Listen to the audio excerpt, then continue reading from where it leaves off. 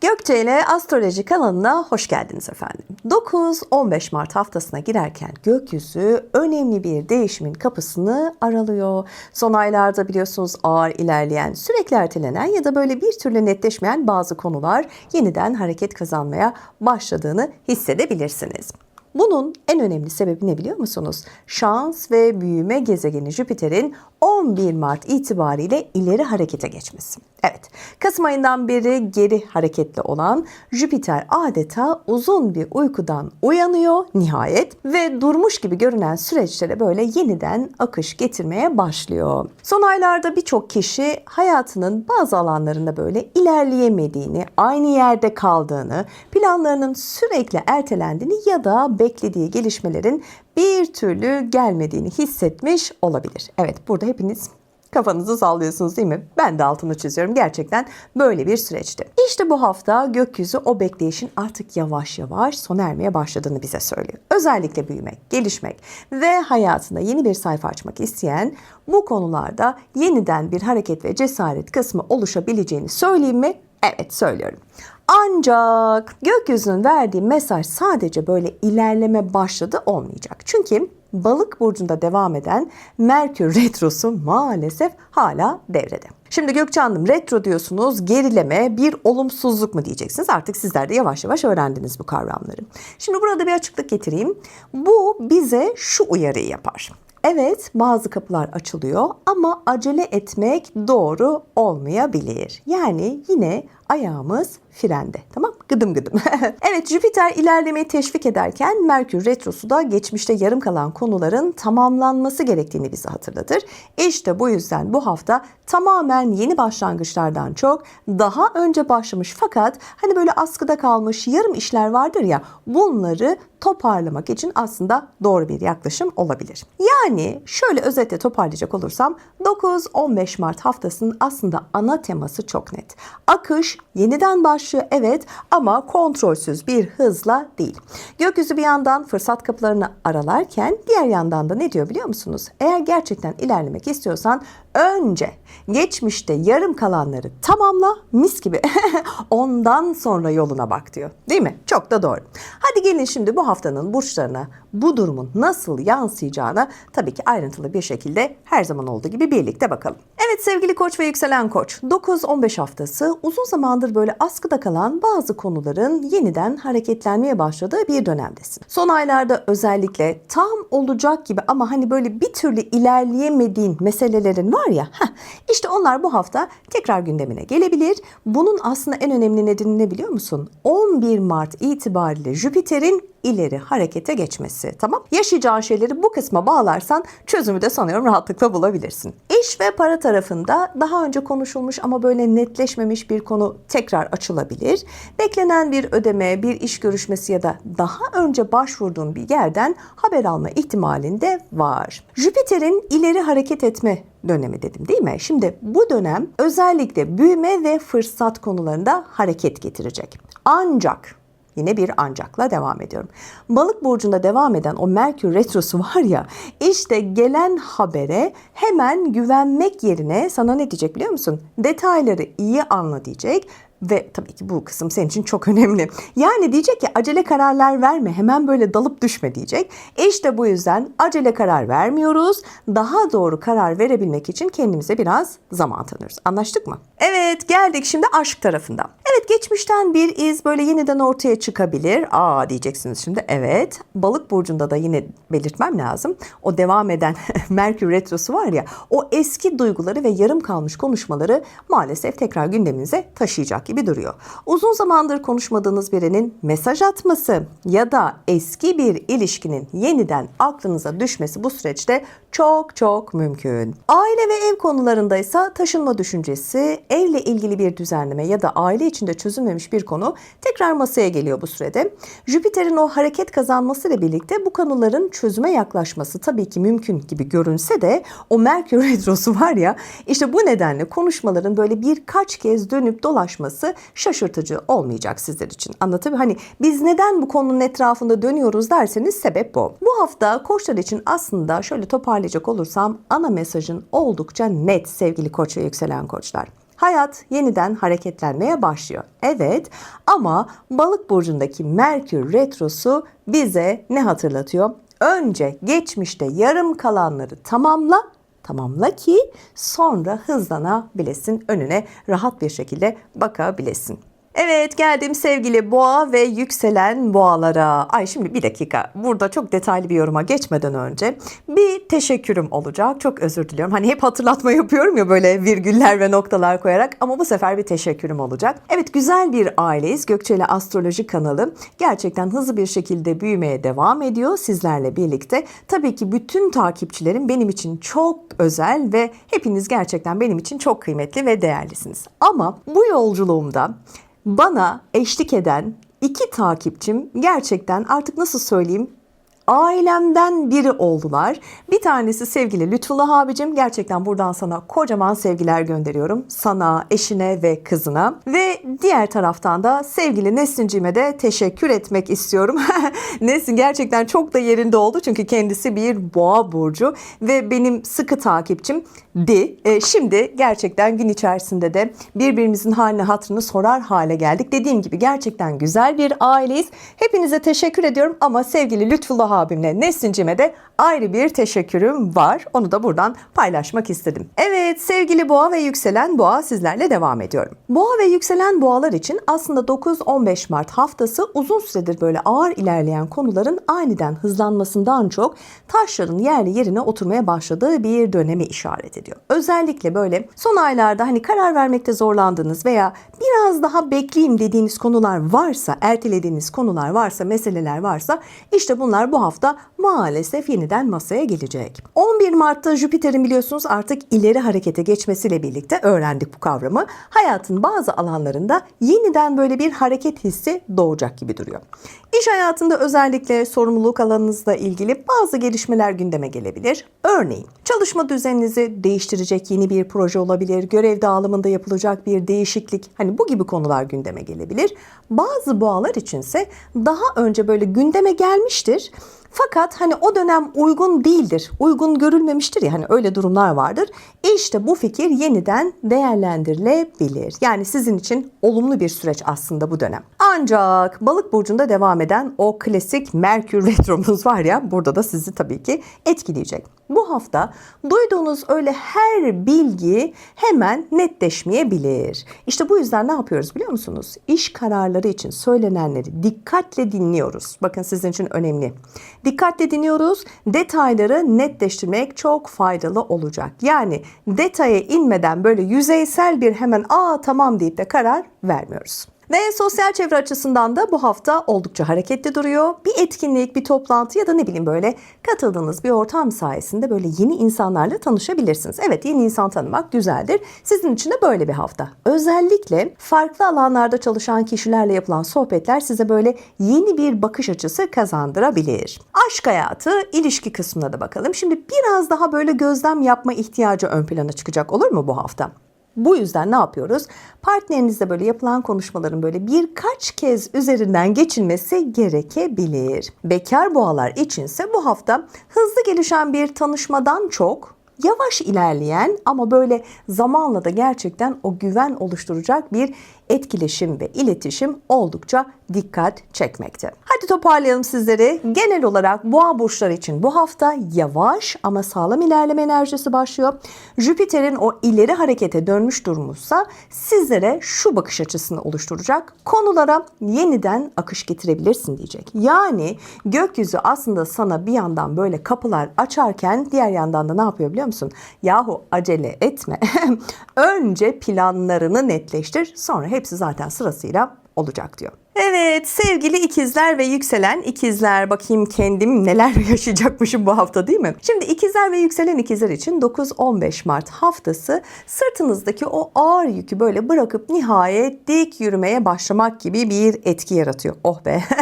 Sizin yerinize ben buradan rahat rahat söyleyeyim. Kariyerinizde böyle aylarca süren hani önümü göremiyorum o hissi vardır ya, ya da ne bileyim böyle gelecek belirsizliği, kaygısı, işte artık bu durumlar yerini netliğe bırakıyor şükür. Eğer böyle bir süredir terfi bekleyip de hani sessizlikle karşılaştıysanız, hani o beklediğiniz cevap bir türlü gelmiyorsa veya hani kendi işinizi kurma yolunda da böyle bürokratik engellere takıldıysanız, olur ya, hayat bu değil mi? İşte bu hafta ne oluyor biliyor musunuz? O tıkanıklıkların böyle birer birer açıldığını göreceksiniz. Ancak iş dünyasındaki bu hızlanma aşk hayatınızda biraz daha temkinli olmanızı gerektiren bir aynaya sahip.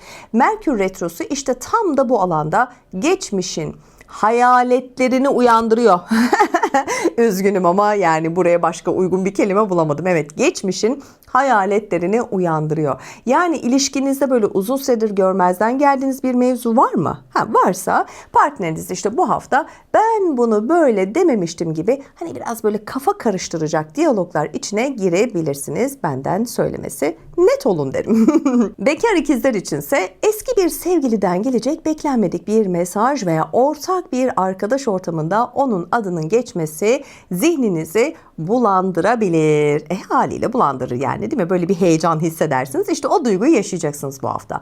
Aynı zamanda bu hafta yeni birine aşık olmak ya da bir ilişkiyi bitirmek yerine ne yapacaksınız biliyor musunuz? Mevcut duygusal dağınıklığı toplamak için aslında çok daha sağlıklı bir hamle olur. Tamam? Sosyal ve profesyonel iletişim trafiğinizi bu hafta şöyle oldukça yoğun görüyorum. Kendi başınıza böyle günlerce düşünüp hani işin içinden çıkamadığınız bir kariyer düğümü veya ilişkideki bir çıkmazı, tecrübesine güvendiğiniz biri aracılığıyla, bakın tecrübesine güvendiğiniz birinin hani şöyle yapsana, bak bunu yaparsan daha doğru olur dediği aslında çok basit bir öneriyle saniyeler içinde çözebilirsiniz. Hani sonra da şey dersiniz, ya ben bunu nasıl düşünemedim? Öyle bir süreç. Maddi anlamda ise aslında daha çok böyle hasat öncesi kontrol yapmanız gereken bir dönemdesiniz. Cebinize giren paradan ziyade o parayı nasıl yöneteceğinize odaklanmalısınız ki bu çok önemli. Merkür retro olduğu için işte bu hafta böyle büyük paralar yatırıp da yeni harcamalara atılmak yerine ne yapıyoruz?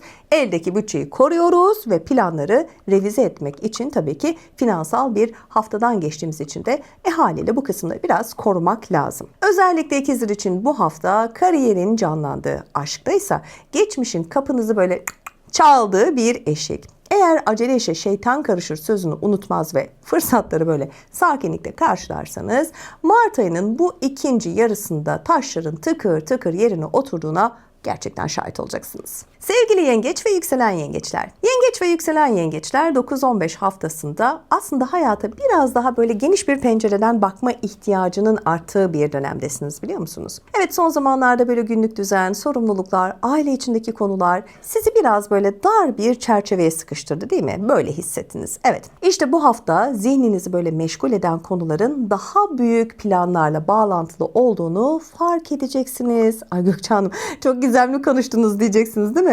Şimdi 11 Mart'ta Jüpiter'in böyle o ileri harekete geçmesi var ya, özellikle bakın sizin için önemli, uzaklarla ilgili meseleleri, yeni deneyimleri yeniden gündeminize getirebilir. Bazı yengeçler için bu hafta ben ne istiyorum sorusu daha net duyulmaya başlayabilir. Örneklendireyim. Mesela daha önce konuşulmuş ama böyle çeşitli nedenlerle hani ertelenmiş bir kurs vardır, akademik bir planınız vardır ya da ne bileyim hani çok basit yabancı dil eğitimi konusu vardır, değil mi? İşte bunlar tekrar gündeminize gelebilir. İlişkiler açısından da bu hafta bazı yengeçler için önemli bir dönemeç diyebilirim. Hani uzun süredir böyle birlikte olan çiftler ilişkiyi daha ciddi bir zemine taşımayı konuşabilirler. Evlilik hazırlıkları, birlikte yaşama kararı ya da ailelerin böyle tanışması gibi konularda gündeminize gelecek.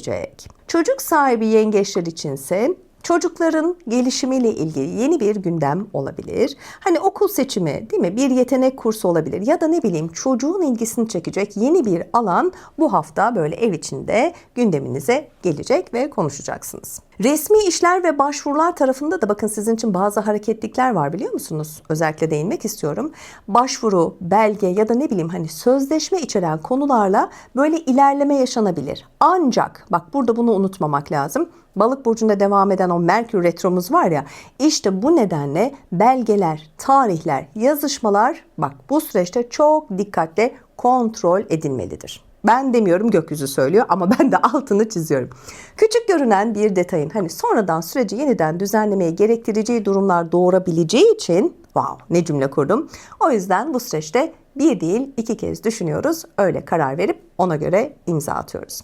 Hadi toparlayalım şimdi. Yengeçler için ve yükselen yengeçler için bu hafta hayatın yönünü böyle yeniden düşünmeye başladığınız bir döneme benziyor, biliyor musunuz? Hani eğer bu hafta dengeyi kurabilirim diyorsanız ya vallahi süpersiniz. Çünkü önümüzdeki aylarda gerçekten yeni bir yolun açıldığını da çok net görebileceksiniz. Evet, geldik aslan ve yükselen aslanlara. Şimdi aslan ve yükselen aslanlar için 9-15 Mart haftası hayatın genelinde böyle sanki tıkanmış bir lavabonun, çok özür diliyorum ama hani aniden açılması gibi böyle bir ferahlamayla başlayacak. Tamam, bak güzel.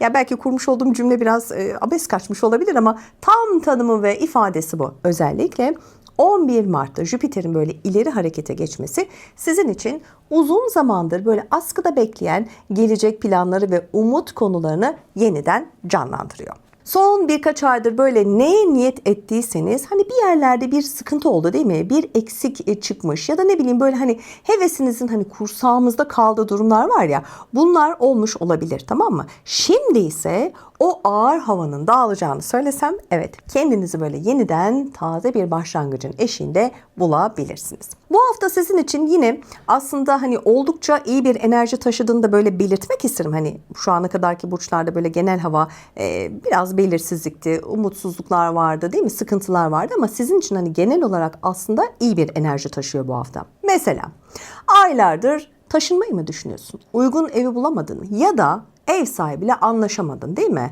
Hani öyle bir aslan burcusun ya da yükselenin aslan. İşte bak bu hafta ne oluyor biliyor musun? O düğümün çözüldüğüne şahit olabilirsin. Yorumlara da yaz, merak ediyorum. Uzun vadeli hedeflerinizle ilgili de beklediğiniz o haber nihayet telefonunuza düşebilir. Artık yerinizde saymak yerine adımlarınızın yere daha sağlam bastığını da bu süreçte çok net hissedeceksiniz. Ancak bu hafta sizin için tek riskli nokta belirtmem lazım. Biliyorsunuz Balık burcunda geri gitmeye devam eden o Merkür'ün yarattığı o dalgınlık hali sizin için çok riskli. Jüpiter size Koç kapılar açıldı der, değil mi? Merkür ne der? Dur. Anahtarı yanına aldın mı diye sana sorar. Bak çok önemli detaylar, kaçırma, bu ikisi çok önemli. Özellikle böyle başkalarıyla ortak yürüttüğünüz işlerde, banka işlemlerinde ya da eşinizle, ortağınızla olan para mevzularında böyle eski defterler tekrar gündeme dökülebilir, gelebilir. Unuttuğunuz bir ödeme, vadesi geçmiş bir borç ya da daha önce konuşulup da çözülmemiş bir miras, nafaka konusu bak bu süreçte karşınıza çıkacak, benden söylemesi. Bu yüzden ne yapıyoruz? İmza atarken veya böyle büyük bir ödeme yapacaksak vallahi bak 1, 2, 3 kez kontrol et. Eminim dediğin anda bas altına imzayı, tamam. Bir süredir görüşmediğiniz böyle aranıza mesafe giren hani eski bir dostunuzla da markette, yolda, yani ne bileyim işte herhangi bir yerde karşılaşabilirsiniz. Bu karşılaşma sadece tesadüf mü? Hayır, tabii ki değil. Yarım kalmış bir mevzuyu tatlıya bağlamak için aslında size sunulan güzel bir fırsat. Haftanın geneline şöyle bakalım, toparlayalım sizi. Aslanlar için mesaj aslında çok net değil mi? Şans evet yanınızda. Büyük resim netleşiyor fakat küçük detaylar hala biraz karışık, tamam? Sevgili Başak ve yükselen Başaklar. Başak ve yükselen Başak. 9-15 Mart haftası zihninizdeki o bitmek bilmeyen mükemmel olanı bekleme senaryosunun nihayet gerçek dünyayla çarpıştığı bir hafta. Wow, ne kadar uzun bir cümle yazmışım. Ama güzel özetlemişim. 11 Mart itibariyle Jüpiter'in ileri hareketi özellikle hukuki süreçler, ortaklı işler veya bir süredir böyle sürüncemede kalan resmi evrak işlerinde önünüzü açıyor. Güzel bir detay. Eğer böyle aylardır bir davanın sonuçlanmasını bekliyorsanız, bir sigorta ödemesi takıldıysa ya da böyle bir iş için imza aşamasında gelip gidip böyle bir türlü hani o kalemi elinize alamadığınız anlar, durumlar varsa işte bu hafta taşlar gerçekten yerine oturmaya başlıyor. Zira karşıt burcunuzda geri gelen Merkür ilişkiler sahasında böyle size adeta psikolojik bir test uygulayacak, biliyor musunuz? Maalesef. Hayatınızdaki kişiyle veya iş ortağınızla böyle tam yeni bir projeye başlayacakken ya da ortak bir gelecek planı kurarken geçmişte söylenen ama böyle hazmedilmemiş hani bir söz vardır ya, böyle ortaya düşmesi pat diye böyle keyfinizi biraz kaçıracak, benden söylemesi. Partnerinizle veya ortağınızla yapacağınız konuşmalarda ben haklıyım demek yerine ne yapıyoruz bu hafta? Bir biz neyi eksik bıraktık demek sanıyorum haftanın geri kalanını kurtaracak. Yeni planlar tarafında ise bu hafta böyle iştahınız biraz kabarıyor. Belki bir eğitim vermek, bir atölye açmak ya da ne bileyim sosyal medyada yeni bir girişim başlatmak niyetindeyseniz Jüpiter size bu konuda böyle büyük bir cesaret veriyor. Gönül rahatlığıyla yapabilirsiniz. Eğer eski bir projenizi böyle revize edip tekrar sahaya sürmek istiyorsanız da başarınız gerçekten çok daha kalıcı olacak. Aslında bu kısımlar sizin için oldukça toparlayıcı ve de çok önemli. Ancak böyle hiç bilmediğiniz bir alana hani sadece birilerinin böyle çok özür dilerim ama hani gazıyla bu hafta böyle girmek ne olacak biliyor musunuz? Büyük bir finansal kayba neden olabilir. Yani kimsenin gazına gelmeyin bu süreçte. Özellikle bu hafta. Hani akrabalarla yapılacak ortak ticari işlerde sözlü anlaşmalara da sakın güvenmeyin. Ya bilmiyorum sizin de hayatınızda böyle midir ama ben genelde hep bunu yaşadım. Hep en büyük zararı maalesef hep en yakınından görmüşsünüzdür. O yüzden biraz dikkat. Neyse şimdi burada da fazla o konulara girmeyeyim. Ters tepebilir. Evet sizinle de dikkatli olun olur mu? Maddi anlamda ise bu hafta böyle beklenmedik ama gecikmiş paraların haftası diyebilirim. Belki böyle eski bir iş yerinizden kalan bir alacak. Belki böyle vaktinde yapmış olduğunuz bir yatırımın beklediğinizden daha geç gelen kar payı nerelere girmişim. Bak ne detaylar veriyorum sizler için. Niye oturup seyretmiyorsunuz bu videoları? Vallahi üzülüyorum. Bak ne diyorum? Belki de diyorum vaktinde yapmış olduğunuz bir yatırımın beklediğinizden daha geç gelen bir kar payı elinize geçebilir. Daha ne diyeyim sizler için değil mi? Yine de elinize geçen parayı böyle hemen yeni bir şeye gömmek yerine mevcut borçları kapatmak veya bütçeyi revize etmek sanıyorum en doğrusu. İşin şakası bir tarafa. Büyük bir satın alma yapmıyoruz. Ürünün garantisini veya sözleşmenin böyle dip notlarını gerekiyorsa gözlük takın. Okumadan asla hareket etmiyoruz tamam mı? Sevgili Başaklar bu hafta hayatın direksiyonuna evet tekrar geçtiniz de öyle bir gaza gelip de basıp gitmeyin derim. Yani dikiz aynasından gelen geçmişin hayallerine karşı da ne yapıyoruz? Tetikte olmanız gereken bir süreç. Sevgili Terazi ve yükselen Terazi. Şimdi 9-15 Mart haftası böyle sanki sisli bir yolda ilerlerken hani aniden sileceklerin çalışması ve yolun aydınlanması gibi bir etkiyle başlıyor. Biraz gizem katayım dedim oldu mu? 11 Mart tarihinde Jüpiter'in o uzun uykusundan uyanıp da böyle ileri gitmesiyle özellikle yurtdışı bağlantılı işler, yarım kalan eğitimler veya böyle uzun süredir sonuçlanmasını beklediğiniz hukuki süreçlere nihayet o beklenen yeşil ışık yandı, geçebilirsiniz. Belki bir vize başvurunuzun cevabı gelmedi. Olur ya, belki böyle bir sertifika programında böyle takılıp kaldınız. Yani bir geçemediniz. İşte bu hafta o tıkanıklıkların böyle birer birer açıldığını hep birlikte göreceğiz. Ancak bu hafta sizin için belki de en riskli alan ne biliyor musunuz? Evet, Balık burcunda geri gitmeye devam eden o zıkkım Merkür etkisi diyeceğim artık çok özür diliyorum yani değil mi? O Merkür'ün etkisiyle günlük rutinleriniz ve sağlığınız evet biraz etkilenebilir. Jüpiter size böyle büyük hayaller kurdururken Merkür ne der biliyor musun? Günlük hayatındaki o küçük pürüzleri hallettin mi der. Ya işte buralarda çok daha dikkatli olmak lazım. İş yerinde kullandığınız bir cihaz arıza yapabilir. Yanınızda çalışan birinin böyle kafa karışıklığı işlerinizi aksatabilir ya da randevularınız böyle birbirine girebilir. Ya olabilir. Belki de böyle uzak bir şehre taşınma planınız var ve bu hafta işte o iş gerçekten ciddiye biniyor. Ancak tam da bu sırada evdeki bir sıkıntı veya unuttuğunuz bir evrak işi sizi biraz yavaşlatacak. Bu durum aslında gitmeden önce burada kapatmanız gereken bir hesap olduğunu size hatırlatıyor. Anlatabiliyor muyum? Yani diyor ki eski defterleri kapat, yeniye yer aç. Sağlık konusunda da böyle eski bir hassasiyetiniz biraz tetiklenecek gibi duruyor. Bu hafta vücudunuzun vermiş olduğu sinyalleri ne yapıyoruz? Dinliyoruz. Beslenme düzenimizde de o yarım yamalak halleri ne yapıyoruz? Düzeltiyoruz tamam mı?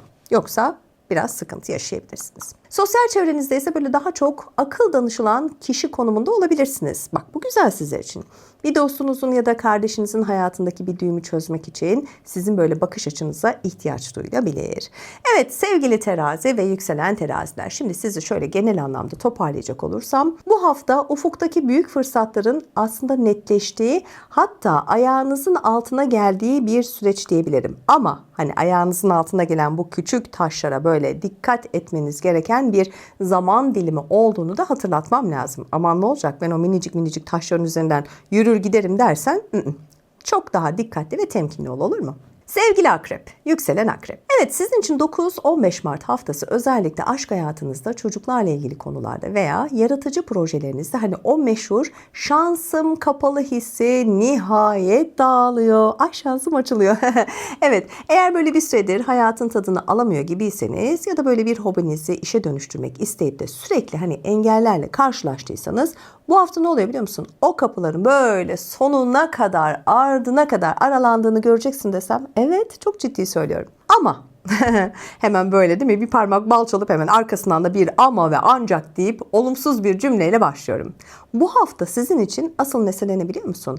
Eski bir tanıdığınızdan, hadi buyur gene geldi bir tanıdık, bir akraba. Bakalım ne yapacak şimdi?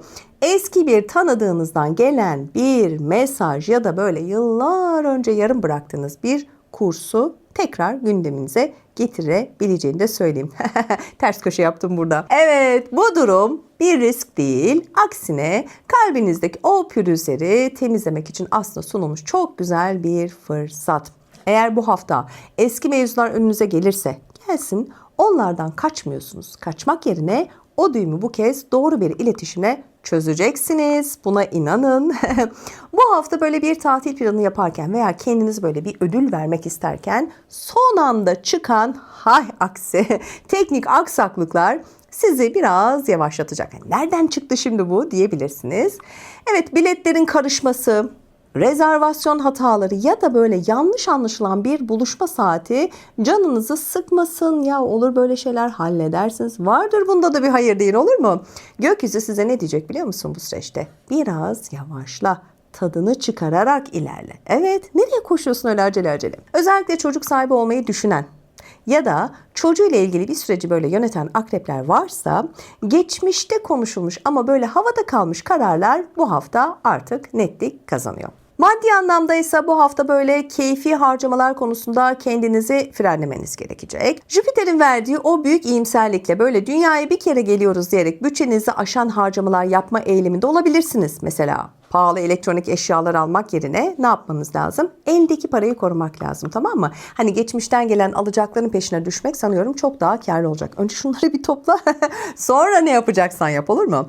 Genel olarak akrepler için aslında bu hafta içsel dünyanızda bir bayram havası başlıyor. Jüpiter size ihtiyacınız olan o yaşama sevincini ve bolluğu getirirken Merkür retrosu da tabii ki ne diyor? Ruhunu hafiflet, öyle ilerle diyor. Sevgili yay ve yükselen yaylar, 9-15 Mart haftası uzun süredir böyle patinaj yapan bir sürecin nihayet yol alması gibi bir etkiyle açılıyor. Güzel. Özellikle böyle kişisel gelişiminiz, inançlarınız ve uzun vadeli vizyonunuz üzerindeki o ağır baskı maalesef kalkıyor. Yani maalesef değil aslında, hani sizin için zorlu bir süreçti. Bu dönemde maalesef artık o süreci yaşamayacağınız için kalkıyor. Son birkaç aydır böyle kendinizi bir fanusun içine hapsedilmiş, ne kadar çabalasanız da böyle sesinizi duyuramamış gibi hissediyordunuz değil mi? Evet. Şimdi ne oluyor biliyor musunuz? O fanus kırılıyor. Evet, kendinize olan güveniniz yerine geliyor. Hayatın genelinde ben buradayım diyebileceğiniz bir genişleme alanı buluyorsunuz. Bu hafta sizin için oldukça iyi bir enerji taşıyor. Sevgili eşim de şu an kameranın arkasında. Süper, evet, güzel. Özellikle geçmişte yarım bıraktığınız bir iş fikri, vaktinde girmediğiniz bir sınav ya da böyle rafa kaldırdığınız bir hobi bu hafta beni bitir diyerek ne yapıyor biliyor musun? Tekrar önünüze geliyor. Gelsin, hallediverin siz de şu işi. Jüpiter ise size yeni ufuklar vaat ediyor. Merkür ne yapıyor? Geçmişten gelen bu eksik parçayı tamamlamadan tam anlamıyla hızlanamayacağını sana hatırlatıyor. Eğer eski bir projenin böyle revize edilmesi gerekirse veya yıllar önce böyle aldığın bir not bugün işinize yararsa işte bu durumu böyle bir ayak bağı olarak görme, sağlam bir basamak olarak gör, olur mu? Sosyal hayatında ise böyle iletişim trafiği biraz karışık. Eski bir arkadaş grubundan gelen bir haber veya yıllardır görüşmediğiniz bir tanıdığınızın sürpriz araması zihninizi birazcık böyle bulandıracak. Bu hafta dikkatli olun derim. Dağınıklık sanıyorum bu haftanın en büyük riski sevgili yay ve yükselen yaylar için. Önemli bir randevunun saatini karıştırmak, telefonunuzu bir yerde bırakmak gibi sakarlıklar, unutkanlıklar yaşayabilirsiniz. Önemli işlerinizi ne yapın? Mutlaka not alın. Ben de hep öyle yaparım. Hep alırım, hep yazarım ve unutmam. Maddi anlamda ise daha çok böyle geleceğe yatırım yapma isteği ağır basıyor. Jüpiter'in verdiği hani öyle her şeyi yaparım hissi var ya, kontrolsüzce harcama yapmak yerine Merkür Retrosu'nun bitmesini bekleyerek sanıyorum strateji kurmak sizler için çok daha karlı olacak. Eskiden borç verdiğiniz birinden gelecek küçük bir para ya da unutmuş olduğunuz bir iade işlemi de bu hafta yüzünüzü güldürecek. Yani şöyle aslında sizler için genel resme baktığımda sevgili yay ve yükselen yaylar, bu hafta o meşhur yaşama sevincinin ve şansının geri dönüşünü temsil ettiğini söyleyebilirim. Hadi kutla bakalım. Eğer bu hafta boyunca geçmişin getirdiği fırsatları gerçekten doğru değerlendirirsen, detaylara odaklanırsan haftayı çok güzel ve olumlu kapatacaksın. Eşimden de alkış aldım bu arada. Teşekkür ediyorum. Evet sevgili Oğlak ve yükselen Oğlaklar. Şimdi 9-15 Mart haftası öyle pek de hani çiçek böcek dağıtılacak cinsten değil sizler için. Aksine sinirlerin test edildiği, üzgünüm, sabır taşının çatladığı sanıyorum oldukça zorlu bir hafta. Evet sizi gerçekten zorlayacak bir hafta. 11 Mart'ta Jüpiter'in böyle ileri harekete geçmesi size uzun vadede bir nefes aldıracak olsa da tam da iletişim ve yakın çevre alanınızda maalesef mayın tarlası. Ay evet ya çok özür dilerim ama gerçekten Oğlak ve yükselen Oğlakları bu hafta çalışırken üzüldüm sizlerin adına ama yapabilecek bir şeyim yok. Bu hafta ne söylerseniz maalesef ters anlaşılacak. Ay susun. Bence bu hafta var ya kim ne derse bu şekilde cevap verin. Yani bir de böyle deneyin. Neyi elinize atsanız, hadi biraz daha böyle şey yapayım, abartayım. Gerçekten bak, gerçekten söylüyorum. Şakayı bir tarafa bırakın. Hani neye elinize atsanız teknik bir aksaklığa çarpacaksınız. Yani sizin için maalesef bu hafta şanssız bir hafta. İlişkiler ve evlilik cephesinde ise hava biraz puslu. Eğer evliyseniz veya böyle ciddi bir ilişkiniz de varsa partnerinizle aranızda sen demiştin ben dememiştim kavgası maalesef büyüyebilir. Ay bir de bir şey söyleyeyim mi? Bunu gerçekten hafife almayın. Şimdi buralarda güldüğüm zaman da bana kızıyorsunuz. Hemen yorum yazıyorsunuz da. Şimdi olumsuz bir şey söylüyorum. Daha da mı böyle körü körüne gideyim? Zaten zor bir hafta. Hani buralarda böyle azıcık tebessüm ederek böyle birazcık ironi yaparak, empati yaparak anlatmaya çalışıyorum. Şimdi burada mesela bir espri yapacağım. Yapmıyorum tamam. Yanlış anlıyorsunuz sonra. Böyle ciddi konulara gülerek neden söylüyorsunuz Gökçe? Ciddi işte adı üzerinde azıcık kafa dağılsın diye yapıyorum. Yapmayacağım espri. Ciddi okumaya devam ediyorum. Evet. Sen demiştim, ben demiştim kavgası böyle bir anda büyüyüp bak ciddi söylüyorum eski defterlerin açılmasına kadar gidebilir. Tamam? Sakin kalın. Maddi konularda ise cüzdanınızın böyle ağzını sıkı sıkı tutun. Bak gerçekten riskli bir dönemdesiniz. Yani ilişki anlamında, para anlamında zor bir hafta. Jüpiter size şans kapıda diye hani böyle azıcık fısıldasa da devam eden o Merkür Retrosu var ya malum. Evet paranın böyle bereketiyle birazcık oynayacak. Hiç hesapta olmayan bir masraf çıkabilir. Bozulup yenilenmesi gereken bir telefon olabilir. Ya da ne bileyim geçmişten gelen bir ceza makbuzu bile evet sizin canınızı azıcık sıkacak gibi görünüyor. Yani bütçenizi biraz sarsacak bir hafta ve zaman dilimi. Özellikle hani kesin kazanırız denilen bir iş veya borç isteyen akraban var ya, ay bunlara karşı bu hafta bak gerçekten mesafeli dur. Telefonu çalsın açma, mesaja cevap verme. Çünkü giden paranın, şimdi bunu da söylemek zorundayım, geri dönmesi zor olur yani anlatabiliyor muyum? Bak seni zorlar. Ha, çok paran varsa aman kıyamıyorum akrabandır, eşimdir, dostumdur diyorsan ver. Ama bunun hani geri ödemesini yap dediğin zaman da dönmesinin de zor olabileceğini de ben söylerim. Karar senin. Başka zorluksa devam ediyorum. Başka zorluksa biraz da sosyal çevrede. Yani en güvendiğiniz arkadaşlarınızın veya bir akrabanızın böyle arkanızdan çevirdiği küçük bir dolap bak bu hafta gün yüzüne geliyor. Ciddi söylüyorum. Bu durum sizde haliyle tabii ki zilleri takıp oynayacak halin yok yani. Hayal kırıklığı yaşayacaksın. Aslında kimin yanınızda olduğunu görmeniz sizin için bir temizlik zamanı değil mi? Bence öyle. Ben öyle bakarım. Yani evet olumsuz bir şey ama bırakın temizlensin onlar. Kısaca, ay Oğlaklar size artık toparlayayım valla diğer burca geçmek istiyorum. İçim darlandı. Evet Oğlaklar için bu hafta gerçekten dikkat kırılacak eşya uyarısıyla dolu bir kutu gibisin. Evet yani en uygun cümle bu. Eğer bu hafta boyunca böyle özellikle ikili ilişkilerinde fevri çıkışlar yapmazsan, her duyduğuna hemen inanmazsan, tamam mı? Keseyi açmazsan, borç vermezsen, onu bunu böyle kafaya takmazsan haftayı azıcık da olsa hani böyle hasarsız kapatabilirsin umuduyla bitiriyorum. Unutma, evet bu hafta biraz kahramanlık yapmayacaksın, tamam mı? Sadece tedbirli olacaksın ve sakin kalacaksın.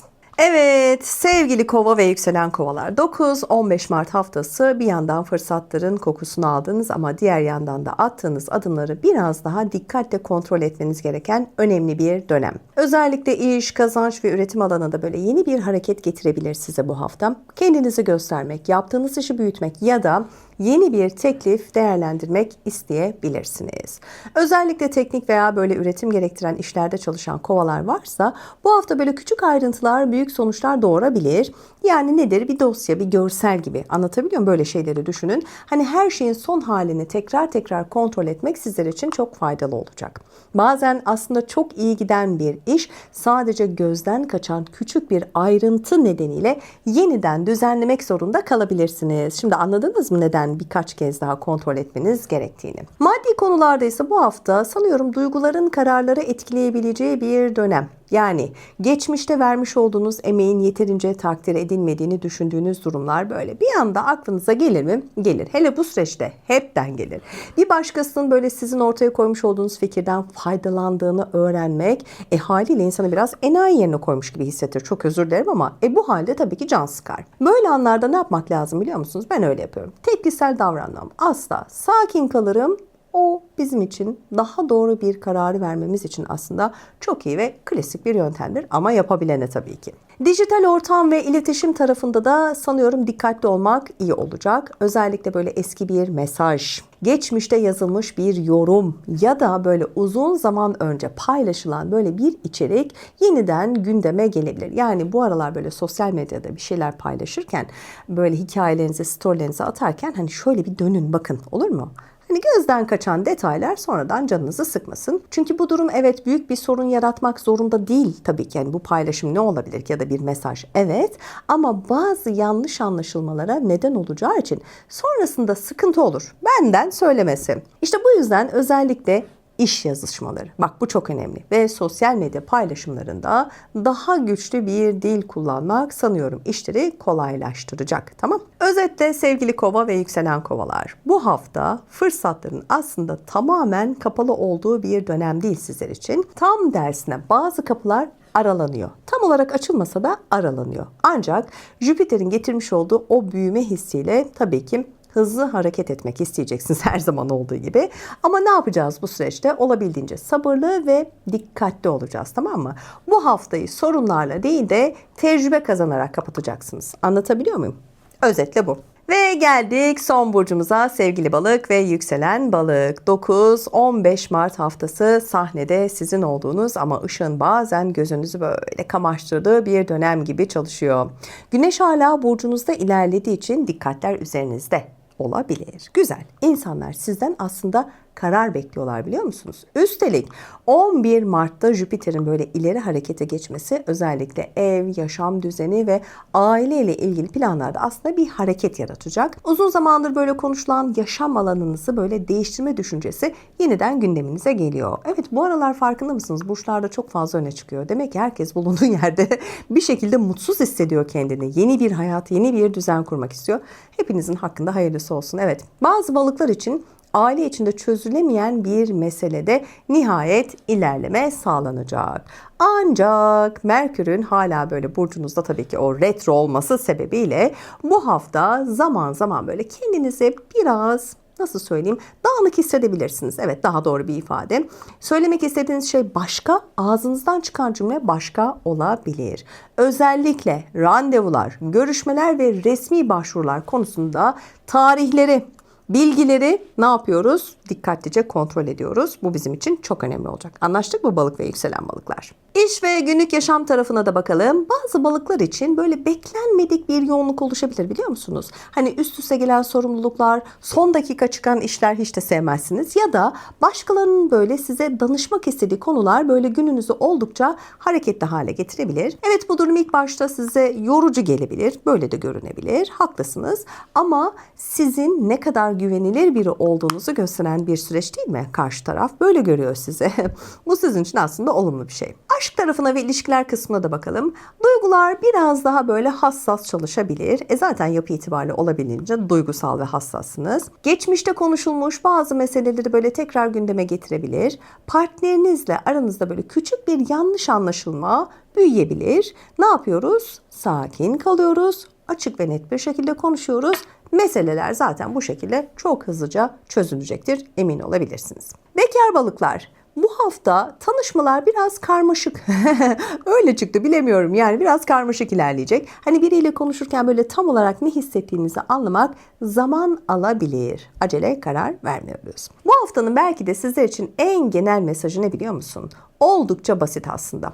Fırsatlar ama akış biraz bulanık. Özellikle ev ve yaşam düzeniyle ilgili konularda ilerleme getirebilir. Eğer sabırlı davranırsanız ve detayları gözden kaçırmazsanız gerçekten bu haftayı çok önemli bir gelişmeyle hem de kafanızdaki bazı soruların cevaplarını bularak güzel bir şekilde tamamlayabilirsiniz. Evet, artık ben de programı yavaş yavaş kapatayım değil mi? Haftayı kapatırken şunu hatırlatmakta da fayda var. Evet, gökyüzü bugünlerde tamamen durgun değil ama böyle körü körüne de hazırlanacağımız bir dönemde değil. Umarım bu hafta sizin için hem farkındalıkların arttığı hem de güzel gelişmelerin böyle kapınızı çaldığı bir dönem olur. Haftaya yine gökyüzü gündemiyle tabii ki tekrar görüşeceğiz. O zamana kadar sevgiyle kalın diyorum. Hoşça kalın ama küçük bir hatırlatma. Kanalıma abone olmayı, yorumlar kısmında da lütfen beni bilgilendirmeyi unutmayın, olur mu? Hoşça kalın.